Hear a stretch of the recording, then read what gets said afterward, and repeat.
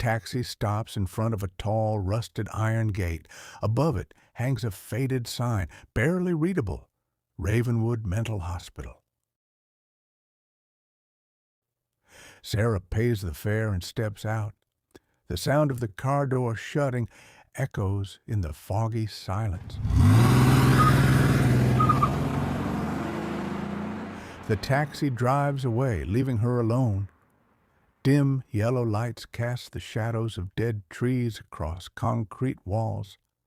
Sarah walks toward the guard booth. Inside sits a large black guard in a worn uniform. A half-burned cigarette hangs from his lips. His cold, suspicious eyes stare at her through the glass. Sarah Carter, politely. "Hello, I'm Dr. Carter. I'm here to see Michael Reed." The guard slowly stands and approaches the window, speaking in a rough voice. "Guard," sarcastic. "Without official authorization, nobody gets in." "This isn't a park, Doctor." Sarah calmly opens her bag and pulls out a stamped document, holding it up to the glass. Sarah Carter. "This letter is from Dr. Thomas Hill. His signature and seal are at the bottom."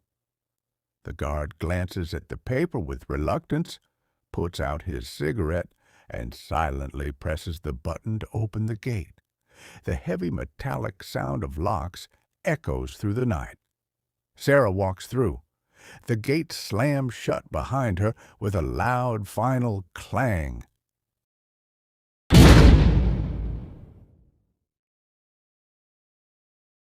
Sarah enters the main hall, a high ceiling and cracked walls, peeling white paint, fluorescent lights flickering every few seconds. The wind whistles through half-open old windows. A long corridor stretches before her, worn flooring marked with faded footprints, metal doors on both sides with small mesh-covered windows. Sarah pauses for a moment.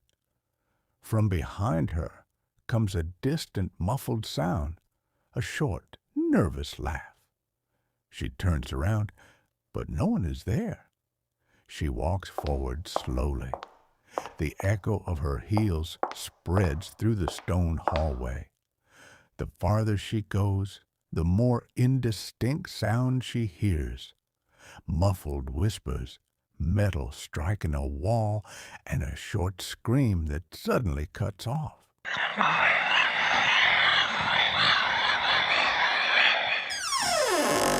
Suddenly, midway down the corridor, Emily Miller, a middle-aged nurse in a white uniform and nurse's cap, appears from a doorway like a wandering ghost.